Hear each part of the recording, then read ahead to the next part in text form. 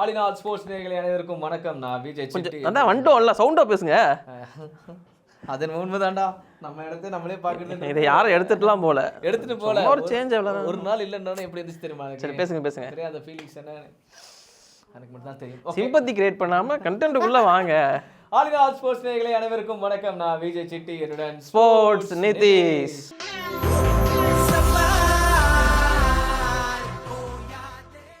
Under 19 Asia cup வேற லெவல்ல போயிட்டு இருக்கு. பட் இந்தியாவுக்கு கொஞ்சம் சுமாராக தான் போயிட்டு இருக்கு. என்னன்னு கேட்டிங்கன்னா, பாகிஸ்தான் கூட நம்ம தோக்குறோம், அப்படியே ஜப்பான் பக்கத்தில் வந்து ஜப்பான் கூட வந்து ஜெயிக்கிறோம். ஜப்பானை போட்டு பொழந்துட்டோம், அது வேற விஷயம். ஜப்பான் இருக்கானே கேட்குறேன். இருக்கு ஓகே ஃபைன். ஸோ அதுக்கப்புறம் வந்து இப்போ யூஏ கூட மேட்ச் இருக்குது. ஸோ இதில் ஜெயிச்சோன்னா நம்ம மேபி வந்து பிளே ஆஃப்ல போகலாம். அது யார் ஜெயிச்சாலும் அவங்க பிளே ஆஃப்ல செமிஃபைனலுக்கு அந்த ப்ரோ கபடி, ஐஎஸ்எல், ஐபிஎல்லாம் பார்த்து பிளே ஆஃப்லேயே இருக்காரு. இன்னும் ஓகே, செமிக்குள்ளே போகலாம். மேபி இந்தியாவுக்கு பாசிபிலிட்டிஸாக இருக்கான்னு இனிமேல் தான் தெரியும். இல்லை, அது என்ன நிலவரம்னு தெளிவாக சொல்லிடுறேன். குரூப் ஏல தான் இந்தியா டீம் இருக்காங்க. ஸோ அதில் வந்து டேபிள் டாப்பர்ஸ் வந்து பாகிஸ்தான். ஆனால் 2 மேட்சுமே ஜெயிச்சிருக்காங்க. அதுக்கப்புறமா யூஏஇ டீம் இருக்கு. அதுக்கப்புறமா தான் இந்தியா, லாஸ்ட்டாக வந்து நம்மளோட ஜப்பான் இருக்காங்க. ஜப்பான் 2யுமே தோத்துருக்காங்க. ஆமா. சோ இப்போதைக்கு வந்து பாத்தீங்கன்னா இந்தியா வெஸ் யுஏஇ போட்டி இருக்கு. சோ இதுதான் டிசைட் பண்ண போது யாரு வந்து மேல குவாலிஃபை ஆக போறாங்க பாகிஸ்தான் கூட சேர்ந்து அப்படின்னு சொல்லிட்டு. அவ்வளவுதான். இல்ல ஜெயிச்சா நம்ம போலாம். இன்னொரு ஸ்பெஷலான விஷயம் என்னன்னா, 3 சூப்பரான பிளேயர்ஸ், அதாவது 2 ஐபிஎல் பிளேயர்ஸ் உள்ள இருக்காங்க இந்தியன் டீம்ல. சோ ஒன்னு வந்து உங்க எல்லாருக்குமே தெரியும், ஒன் டீம் தான்டா. உங்க டீம் ஒருத்தரம் இருக்காரு. எஸ், வைபவ் சூரியவன்சி அவர் இருக்காரு opening player. And Andre Siddharth Chennai super கிங்கால இந்த வருஷம் வந்து ஏலத்துல எடுக்கப்பட்ட ஒரு தமிழ்நாடு பிளேயர். வைபவ் சூரியவன்சி எங்க அண்ணன் டீம்னு மட்டும் சொல்லாதீங்க.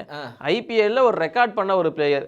13 வயசுல வந்து ஐபிஎல்ல சோல்ட் ஆயிருக்காரு. சோ ஆர்ஆர்ஆல எடுக்கப்பட்ட பிளேயர் அங்க இருக்காரு, அதான் எடுத்துட்டாரு. இல்லன்னா அப்ப அவங்க பையன் எடுத்துக்கலாம்ல.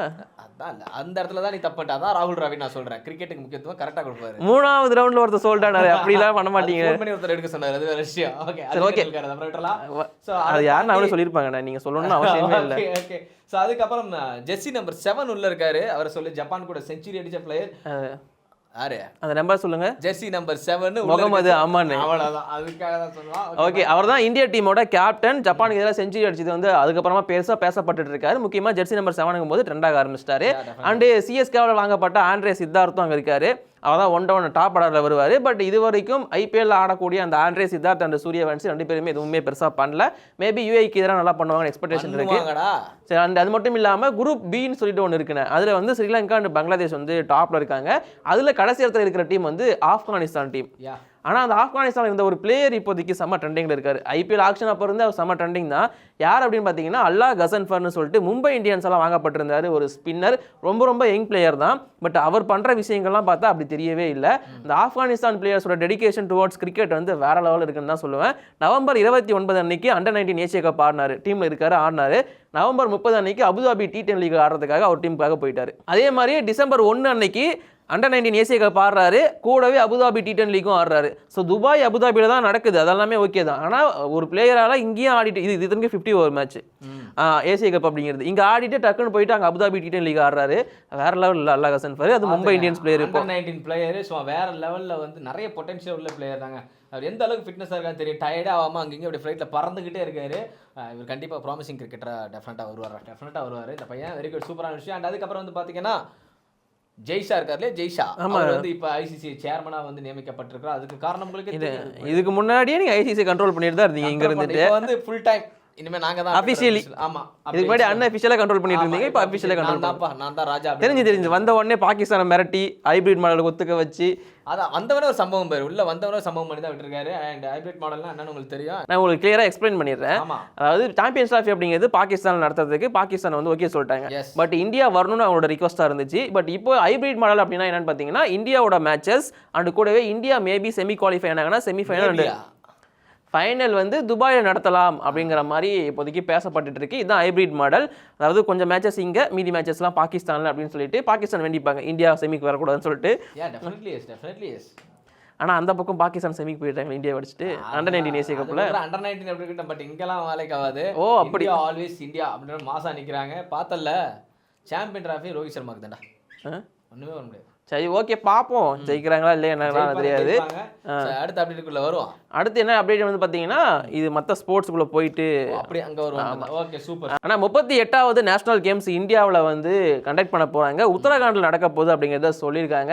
ஸோ இப்போ தான் ரீசெண்டாக வந்து ஒலிம்பிக் அசோசியேஷன் வந்து இதற்கான ரிப்போர்ட்ஸை வெளியிட்டிருந்தாங்க. ஜனவரி 28 ஆரம்பித்து February 14 வந்து முடியும் அப்படிங்கிறத சொல்லியிருக்காங்க. இந்த 38வது நேஷனல் கேம்ஸ் பல ஸ்டேட்லேருந்து பார்ட்டிசிபேட் பண்ண போகிறாங்க. பல பிளேயர்ஸ் பார்ப்போம், வெயிட் பண்ணி என்ன நடக்குது அப்படிங்கிறத. ஸோ இது மட்டும் இல்லாமல் இன்னொரு சுவாரஸ்யமான விஷயம் இருக்குது. அதாவது வந்து 20வது எடிஷனாக வந்து பார்த்தீங்கன்னா உமன்ஸ் ஹேண்ட்பால் சாம்பியன்ஷிப் வந்து இந்தியா நடத்த போகிறாங்கன்றது. அதாவதுன்னா சவுத் ஏஷியா தான் கண்டக்ட் பண்ண போகிறாங்க இந்த ஈவெண்ட்டை. ஃபர்ஸ்ட் டைம் சவுத் ஏஷியாவில் நடக்க போகுது.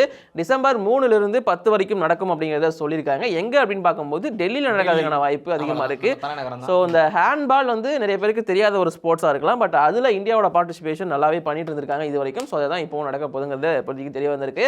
அண்ட் அது மட்டும் இல்லாமல் ஃபுட்பால் பார்க்க வந்தோம் அப்படின்னா AIFF all India football federation வந்து சிராச்சி ஸ்போர்ட்ஸ் பிரைவேட் லிமிடெட் கூட ஒரு ஒப்பந்தம் போட்டிருக்காங்க. என்ன அப்படின்னு பார்த்தீங்கன்னா telecast details, I league 2, IWL, Santosh trophy, இந்த மாதிரி ஒரு சில டோர்னமெண்ட்ஸ் இந்தியாவில் நடக்குது, ஃபுட்பால் பேஸ் பண்ண டோர்னமெண்ட்ஸ். ஸோ இதெல்லாம் டெலிகாஸ்ட் பண்ணுறதுக்கு அவங்க கூட வந்து கான்ட்ராக்ட் சைன் பண்ணியிருக்காங்க. 2024-25 இந்த எடிஷனில் நடக்க போகிற மேக்ஸிமம் டோர்னமெண்ட்ஸ் வந்து சிராச்சி ஸ்போர்ட்ஸ் பிரைவேட் லிமிடெட் அவங்க வந்து SSEN அப்படிங்கிற ஒரு ஆப்பில் வந்து டெலிகாஸ்ட் பண்ண போகிறதா சொல்லியிருக்காங்க. டிவியை பொறுத்த வரைக்கும் சோனி ஸ்போர்ட்ஸ் வந்து டெலிகாஸ்ட் பண்ணணும் அப்படிங்கிறது இப்போதைக்கு தெரிய வந்திருக்கு. சோனி நெட்வொர்க் அவங்க கிட்ட தான் போயிருக்கு. ஸோ AIFF இது இந்த முடிவு எடுத்துருக்கிறதுலேருந்து நிறைய ஃபுட்பாலில் குவாலிட்டி கொண்டு வரணும் ட்ரை பண்ணுறாங்க. இந்தியன் ஃபுட்பாலை டெவலப் பண்ணணும்னு நினைக்கிறாங்க. இதெல்லாம் வந்து டெலிகாஸ்ட்டில் மட்டும் நடக்காது. டெலிகாஸ்ட்டில் பிஸ்னஸ் மட்டும் தான் நடக்கும். நல்ல டேலண்ட்ஸை வந்து தேடி கண்டுபிடிச்சாங்கன்னா இன்னும் பெட்டராக இருக்குங்கிறது என்னோட ஒப்பீனியன். ஆனால் அது இல்லாமல் செஸ் பக்கம் வந்தோம் அப்படின்னா அர்ஜுன் எரிகேசி ஸோ ரீசெண்டாக வந்து 2nd பிளேஸ் பிடிச்சிருந்தார் இல்லையா வேர்ல்டு லெவலில். அண்ட் இப்போதைக்கு இந்தியாவிலிருந்து 2வது பிளேயர் வந்து 2800 பாயிண்ட்ஸ் அப்படிங்கிறத ரீச் பண்ணியிருக்காரு செஸ்ல. கரெக்டாக சொல்லணும். ஆமாம், அதாவது விஸ்வநாதன் ஆனதுக்கு அப்புறமா இந்த அச்சீவ்மெண்ட் யாருமே பண்ணது கிடையாது. ஃபர்ஸ்ட் டைம் 2800 புள்ளிகள் அப்படிங்கிறது அர்ஜுன் எரிகேசி ரீச் பண்ணியிருக்காரு. ஓவரால் உலக அளவில் பார்க்கும்போது 16வது பிளேயர் இந்த பாயிண்ட்ஸை வந்து அச்சீவ் பண்ணுறாரு. இது மிகப்பெரிய கிரெடிட்ஸ் அவர் கொடுத்தே ஆகணும். அண்ட் இப்போ வந்து பார்த்தீங்கன்னா world chess championship Gukesh dominate பண்ணிட்டு இருக்காரு. இதுக்கப்புறமா இந்த டிசம்பரில் வந்து பார்த்தீங்கன்னா பிளிட்ஸ் டோர்னமெண்ட்லாம் வரப்போகுது. ஸோ அதில் அர்ஜுன் எரிகேசியோட பர்ஃபார்மன்ஸ் பார்க்க போகிறோம். இந்த மாதிரி பல டோர்னமெண்ட் செஸ்ஸில் மட்டுமே வெயிட் பண்ணிட்டு இருக்கு ஃபியூச்சரில். அண்ட் வேறு ஏதாச்சும் நியூஸ் இருக்கு? T10 நியூஸ் இருக்கு. Abu Dhabi T10 league Deccan gladiators வந்து 3வது டைம் சாம்பியன் ஆயிருக்காங்க. பூரான் அந்த டீமோட கேப்டனா இருந்திருக்காரு. டாம் கோலர் கேட்மோர் தான் ஹையஸ்ட் ரன் கெட்டர் அந்த மேட்ச் ஃபைனல்ல. யார் தெரியல அவரு? ராஜஸ்தான் ராயல்ஸ்ல ஓப்பனிங் வந்த பிளேயர் பட்லருக்கு ரீப்ளேஸ் வந்தாரு. பட்லரை பத்தியுமே நான் சொல்லிடுறேன். பட் அதற்கு முன்னாடி ரிச்சர்ட் கிளீசன் தான் இந்த ஃபைனல் மேட்சோட player of the match award வாங்கியிருந்தாரு. அண்ட் இந்த டோர்னமெண்டோட பிளேயர் ஆஃப் த சீரீஸ் அவார்டை வந்து பாத்தீங்கன்னா ஜாஸ் பட்லருக்கு கேட்கலடா player of the series award Jos பட்லருக்கு கொடுக்கப்பட்டிருந்துச்சு. ஆவரேஜ் வந்து 60 வச்சிருந்தாரு. ஆரஞ்சு கேப் ஹோல்டரா இந்த வருஷம் 2025 IPL கன்ஃபார்ம் இருப்பாரு. அது அடுத்த வருஷம் தெரியலையே 2025. ஓகே அதான் பரவாயில்ல. இது வேணா தப்பா இருக்கலாம், தலைவன் தப்பா இருக்க மாட்டான். நீ வேணா 2025 சும்மா செதற விட போறான்.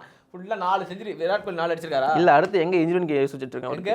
எங்க இன்ஜுரி ஏற்பட போறேன்னு யோசிச்சுட்டு இருக்காங்க. இன்ஜுரி வராது என் தலைவனுக்கு அந்த அளவுக்குலாம் இல்ல. பாருங்க வேணா பாருங்க. இன்ஜுரியே வராதுன்னு இப்பதான் முன்னாடி சொன்னீங்க. தெரிஞ்சிருக்கும் இன்ஜுரிஸ்னு வரும். அடிக்கடி வராது. இப்பதான் வருது பட்லருக்கு. Okay fine century. சரி ஓகே கரெக்ட் இருக்கு. அபுதாபி T10 லீக் டெக்கான் கிளாடியேட்டர்ஸ்க்கு வாழ்த்துக்கள் தெரிவிச்சுப்போம். அததான் சொல்ல வந்தேன். நீ திடீர்னு பட்லர் நியூஸா மாறிடுச்சு.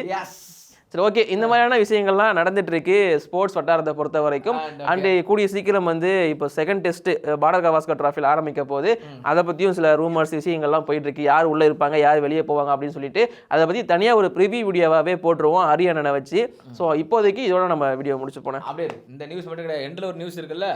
நியூஸா? ஆமா அவ்வளோதானே நியூஸ். சரி ஓகே, ஒரு முக்கியமான அப்டேட் இருக்கு இல்லையா? அப்டேட்டா எப்படி வேணா வச்சுக்கப்பா இதை. அண்ட் இந்தியன் டீமோட விமன்ஸ் டீமோட ஃபார்மர் கேப்டன், இந்தியாவின் தங்க மகளா பொக்கிஷன் அது மித்தாலி ராஜ் அவங்களுக்கு பிறந்தநாள் இன்னைக்கு. ஸோ ஆல் நாட் ஸ்போர்ட்ஸ் சார்பா எல்லாரும் சார்பா வாழ்த்துக்கள் தெரிவிச்சோம். பிகாஸ் வந்து அவங்க வந்ததுக்கு அப்புறம் தான் அந்த விமன் கிரிக்கெட்டை பார்க்க ஆரம்பிச்சாங்க. வேற யார் பிறந்த நாளுக்கு நீங்க விஷ் பண்ண மாதிரி எனக்கு தெரியலையே. Mithali is my ideal. அவங்க என்னோட ஐடியல் பிகெஸ்ட் ரோல் மாடல் எனக்கு அவங்கலாம். ஸோ அவ்வளோ பிடிக்கும் எனக்கு. மித்தாலி ராஜ் அவங்களோட பிறந்த நாளுக்கு கண்டிப்பாக விஷ் பண்ணுறது பயங்கர ஹாப்பியாக இருக்கு. போட்டிருக்க மெசேஜ் போட்டிருக்க லாஸ்ட் இயர் எப்படி ரிப்ளை வந்துச்சு அதே மாதிரி ரிப்ளை வரும்பாரு. ஓகே நன்றி வணக்கம்.